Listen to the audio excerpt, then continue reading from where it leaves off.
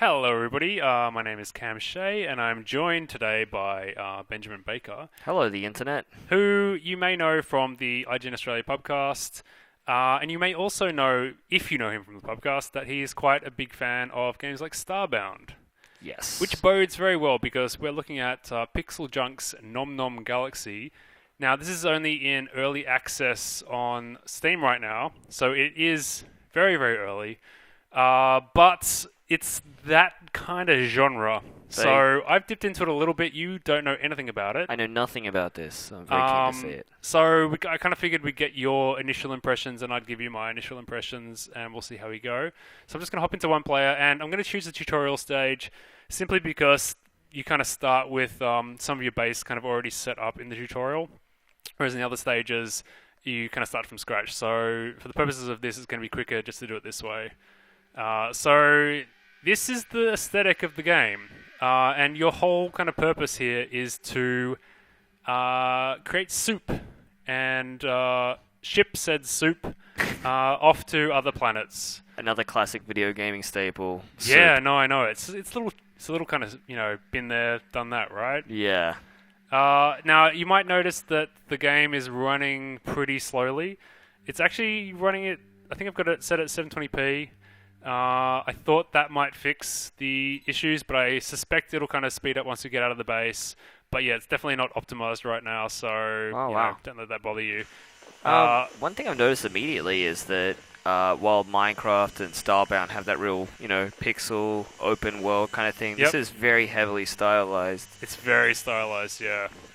But it's got that kind of like exploring kind of just burrowing into the ground kind of thing that Yeah. Terraria does. It's like they're kind of like Terraria kind of. You might point out as well that you're playing with a controller currently, so this is I am. optimized to be played with a controller. Well, yeah, they've added mouse and keyboard support has been added to the game, but I think controller support kind of came first. And there are some areas where mouse and keyboard would make more sense. Like, for instance, if I show you like the kind of build menu, like it's pretty clunky with the controller. I imagine it would be way better with mouse and keyboard. But Yeah. ultimately, I think it Almost feels had pretty like good. a Worms vibe just then for a second. Well, it's the destructible terrain, right? Yeah. Like that's kind of a big kind of starting point here. But yeah, it's this interesting game where like so there's mushrooms and there's kind of those like plants on the surface and stuff. Is it safe to assume that that's some ore down at the bottom of the screen there? I actually don't know what that is I say because go I can't. for it. My buzzsaw doesn't kind of cut through that, so I don't know whether I need an upgrade to kind of deal with that or not. But right now I've just been avoiding it. But you basically go and you kind of like destroy plants and then you chuck them into these devices here and discover recipes. Are you a robot? I think so. I'm just Yeah, wondering what I think so. robots consume soup, or is this for other people? That's That's unimportant. The soup is for other people. I think it's neither here nor there whether you yourself enjoy the soup or not. Where is this soup going, Cam Shea? Well, maybe this is like the meta story that you'll kind of get a chance to pick up on. One of the interesting things to note here is that you're not picking up, say, in another one of those kind of... So I just created vine shroom soup Oh, delicious. by combining like some mushrooms and I don't know Vines? some vines. Yeah. So this machine is now working on kind of manufacturing that soup, and then above me right now, up here, that is a machine to launch the soup, and so this is the thing. All right, there's matter, which is what these here we go. Those blue things are. Okay. Okay, And and that's one of the resources, and then another one of the resources are these kind of floppy disks that you can kind of see that orange little pixely thing down here. Yeah, I saw those drop earlier. Yep. So you use matter to build kind of elements of your base. You use floppy disks to unlock keys, which then I'll basically show you. So matter's spent here. Then the floppy disks. Sorry, the floppy disks are actually used for keys, which are between missions, and then actually kind of successfully launching soup into space. I never thought I'd say that. Earns you these kind of things which you can use on kind of helper bots and turrets and stuff. Okay, and so this has more of a kind of structured narrative rather than the open-ended gameplay of something like a Starbound or... It's very open-ended. Oh, is it? Yeah, I mean, it's obviously like kind of a management style game. Yeah. But you're not really given any explicit instructions, and you just kind of work it out as you go along. Okay. So I mean, that's kind of a staple for this kind of genre. Like, figuring out what everything does is part of the fun. Like, yeah, and that's it. But this game's kind of veers between. bye, man. Yeah, and so now you got to wait for your soup to kind of soup rocket to kind of make its way to wherever it's delivering the soup. Okay. And then it gradually comes back. So that's kind of out of commission right now. So you can, if you've got more soup, you just build another rocket somewhere on your base. Is there any kind of environmental hazards that you have to face? Say, Yes. So your base gets invaded. So it's got kind of like a tower defense kind of element as well. So do you want to go for a walk up on the... Semi-regularly, your base will get attacked, and so you've got to defend it. So that's where the turrets come in, and you can kind of punch stuff as well. Okay. Which seems weird for a guy with a giant saw as a hand. Oh, no, you can hit them with the buzzsaw as well. That's awesome. But the buzzsaws, I don't know, sometimes a punch is just the way to go. I just support any game where you can hit someone with a buzzsaw. Yeah. That's sort of one of my few priorities in a video so game. here's a dude. So I'll hit him with a buzzsaw. Take that! Oh, my first successful batch of soup. Thank you, Dapper Boss. So now that recipe's been discovered, I can build, a device to kind of make that recipe again. But you've obviously got to have the ingredients. Yeah. So there's a heap of different ingredients to discover, and there's no real guidance on kind of recipes. You just combine two ingredients and just see what comes out of it. Well, So that guy finally died. Yeah. I mean, well, this thing looks really awesome. It's still running really, really slowly. Yeah. And it's definitely not a hardware thing. It's just a... No, I mean, like, I've tried some... A game that looks like this shouldn't run this slowly. It's actually really inconsistent. When I switched to 720p in the first place, it ran really well. Some levels run better than others. I don't know. It's early, just unoptimized it's early right days, now. so it's hard to criticize too hard. But one of the huge things in a game like Starbound or Terraria, I guess Minecraft has that kind of open-ended sandbox kind of vibe as well, is the building options. And now I can see that you could do corridors and stuff like that. But in the sense that you can't pick up like dirt blocks and build with those in this, is that... No, and that's the thing, is it's really kind of finicky. You'll go kind of exploring, down into the earth, but it's a real pain to kind of get back. Because you can create girders, but they're a bit kind of troublesome to lay down. But you can't just fill blocks with dirt at this point. So it's got some real kind of interface issues right now, and even kind of... If this was running at the speed it's meant to be running, it would still feel a little too slow for me. Oh, okay.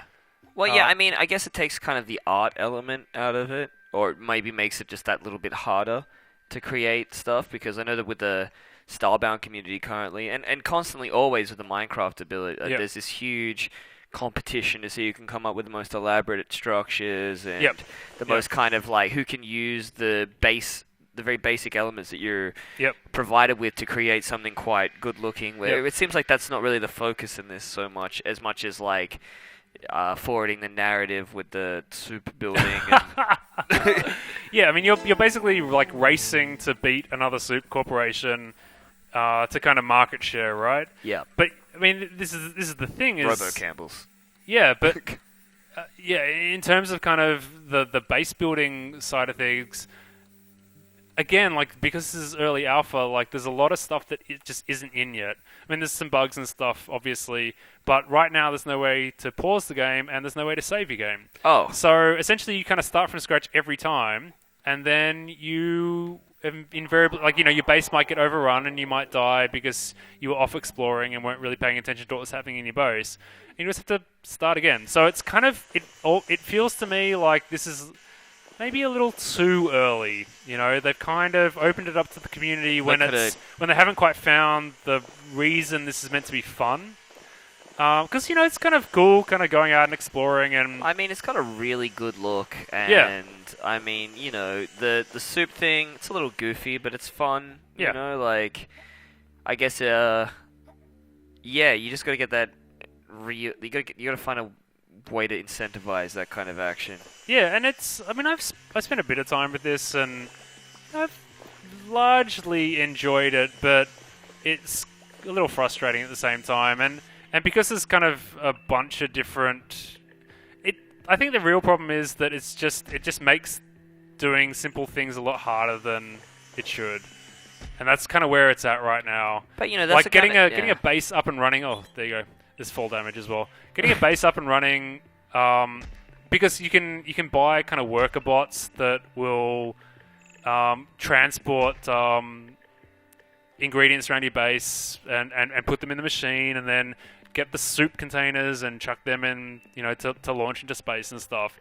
So the idea is that you would kind of be farming resources and making it all really straightforward. That's not actually your phone. That is when there's an announcement in the game. It's like that kind of static phone sound. I do like that. Yeah. Freaked me out for a second. And the days are really short too. So at the end of a day... Does the night become... No, that's the thing. It's just like, hey, you get teleported back to base now, and that's just the end of it. Okay. So there's like at the end of the day cycle, you get sent back to the base. Yes. So you can be out exploring, and when the day ends, and right now, I don't know if it's going to change, but right now, if you have resources that you haven't collected, they're gone at the start of the next day. So right now, it's kind of pretty punitive. But here's where the kind of those floppy disks come in. So you grab enough floppy disks and they are translated into keys, and then you spend the keys on kind of perks. It seems like the gameplay's a lot stiffer and harsher than, I guess, the art style and attitude behind it would lead you to believe. I think it's I don't feel it's very streamlined right now. I feel like it's pretty clunky. So just take you through some of the options I've got now with my one key.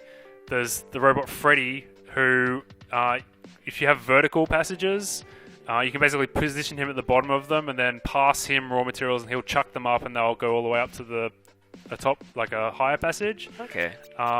There's storage, so that if you're off-site and you can't get stuff back, you can just pop it in there.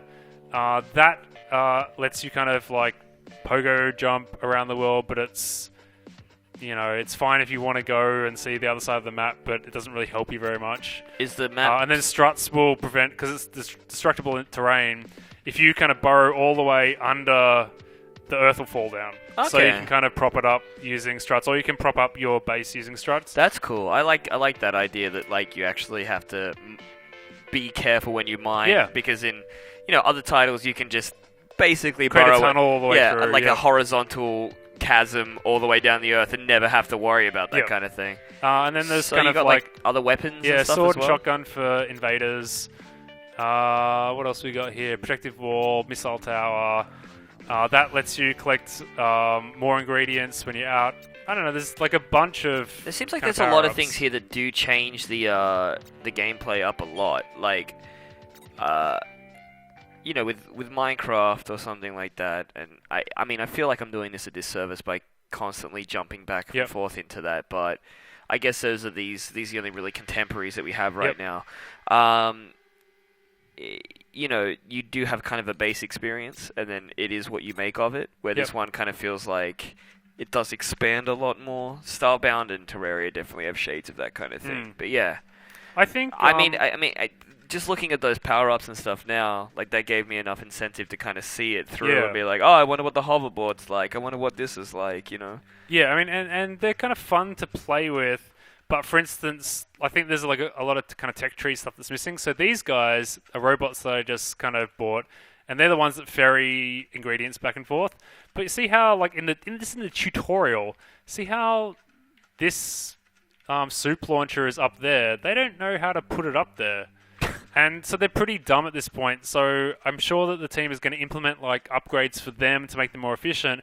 But it does kind of boggle my mind that in the tutorial, they'll just go back and forth. Whereas I can go over here and pick this up and slow down, kind of notwithstanding, make my way back and launch this. But they weren't able to do that on their own, which is their sole purpose. So I don't really get that. But I'll show you. So I'll just chuck another recipe maker in here. Okay. And then you basically bring 2 ingredients to this. So right now we've got 2 recipes on the go. Then this one allows us to have a 3rd recipe. And the idea is that, you... I mean, the art style feels real fresh. Yeah. The art style is really cool. I like it a lot. So these guys are going to... I don't even know what they're going to do with that. So I might as well just take the blue mushroom and chuck it in this machine, because... I definitely feel like I'm gunning for this. Like, I want it to work. Yeah. I want, like, the art style and the attitude and the kind of power-ups and stuff. You look at it and you're like, I want this to be cool. I want this to, There's nothing turning me off about it apart from the... And we like with the limitations it currently has. And with the early alpha, again, it always feels like you're kind of, pushing something over before it's completely finished. So I don't want to be too critical, but I would be really interested to see how this comes out. Do they know how far off they're going to be? Is this I actually have no idea. I think they're pretty much playing it by ear, and the studio is kind of very iterative in how they design games. So right now they're just looking for kind of feedback. I mean, yeah. And which is good, but this isn't a fun game yet. It's too early in access, you think? It's too early in access, definitely. I should have actually bought the... I definitely should have bought the pogo stick so we could actually go and have a bit more of a look on the surface. Do you ever find yourself, like, discovering things like... structures and things in the terrain, or is it always just... Yeah, there's kind of some interesting things, like there's like a woolly mammoth, they've come across a couple of times. But you won't come across like a complex that's already been built or anything like that? No, nothing like that. Although the 3rd map is really, really tricky because it's not like a landmass. Okay. It's kind of like a series of kind of like cliffs, like jagged teeth almost. Okay. So like to even get around that and avoid the kind of dying from just falling, you've kind of got to lay down girders, and that's going to be a lot trickier. So all the maps right now are... Do you think it's strange? Bespoke. They're not randomly generated. They're all kind of it's set. not procedurally generated stuff. Yeah. And they've also said that because it's unoptimized, the maps are smaller than they're going to be ultimately. Okay. I mean, is that kind of, pre-made map kind of thing going to be something in the final beta? Have they talked in the final release? Have they talked about procedural generation? Yeah, they've talked about it. Maybe an endless mode or something like that, or yeah. I mean, and this is the thing is like one of the things that's kind of turning me off this right now. Oh, okay, I'm gonna die in a sec. One of the things that's turning me off this right now is that there's that kind of tower defense element, right? Yeah. And so you'll come under attack and you can die. So I think I would prefer it just to be like an endless kind of mode where you're given all the time in the world and you can just play around and build your base, and just it doesn't really matter if you're losing to the other soup corporation. You're just like experimenting. That is part and parcel, like the bread and butter of a lot of those games is that there's no punishment for taking it at your own speed. Yeah, whereas this one, like I've died like a couple of times just because I didn't have my base fortified. Yeah.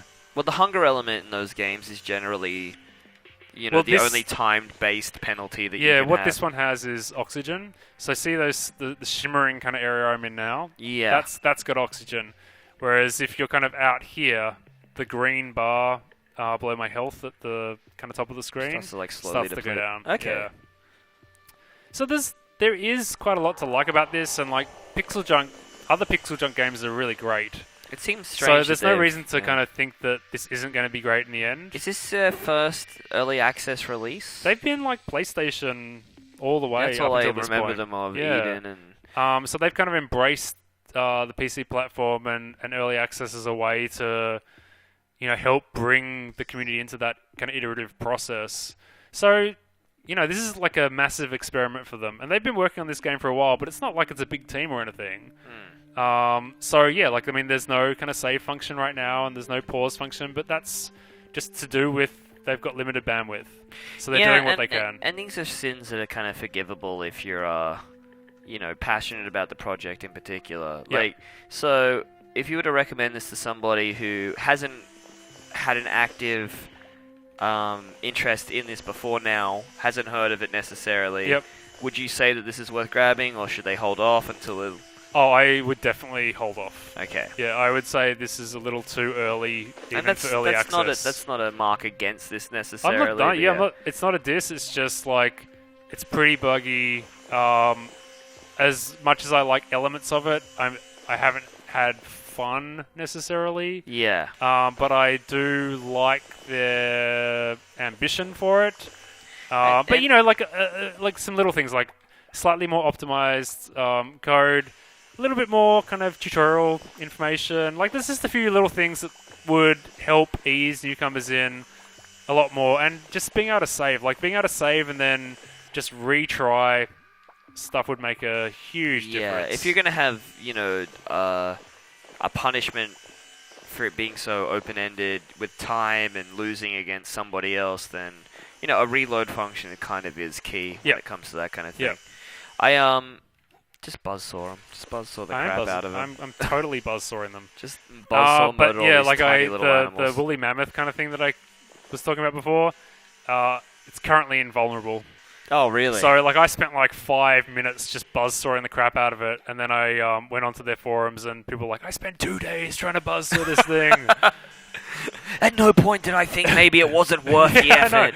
I kind of like worked out like, I don't think this is getting me anywhere. So. 2 minutes, you click it. Those people, 2 days. I'm starving. Someone tell me if this thing will die. To be fair, that's 2 days of in-game time. Oh, I thought you meant like 2 actual days. I think 2 actual days is unlikely. This woolly mammoth won't die. Mushroom. My real-life children are hungry. Oh dear. So the resources that you use to create soup, you can also eat. For health, yeah. And you can plant them, which is where the farming kind of element comes in. I like that trade-off.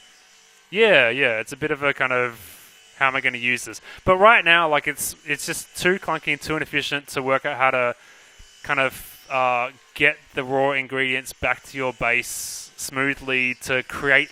Because the thing is, it's kind of like it's like a factory kind of concept. Yeah. So it's like farming ingredients and then having like a well-oiled machine with robots kind of doing a lot of the work for you. But right now, it's just way too clunky to actually make that feasible. Because if you go off exploring, your base just totally stops. Yeah. Nothing happens on your base. So, and I think right now it wants the all the benefits of being a kind of Starbound Terraria kind of base builder, but without any of the... You can't punish people for wanting to take their time in those kind of games. No. So I'm about to run out of oxygen unless I get down here. Which is okay. I mean, I'm definitely keen to check this out. Maybe a couple months more down the line or something. Yeah, something closer to release. I think you got to give it a little bit more time.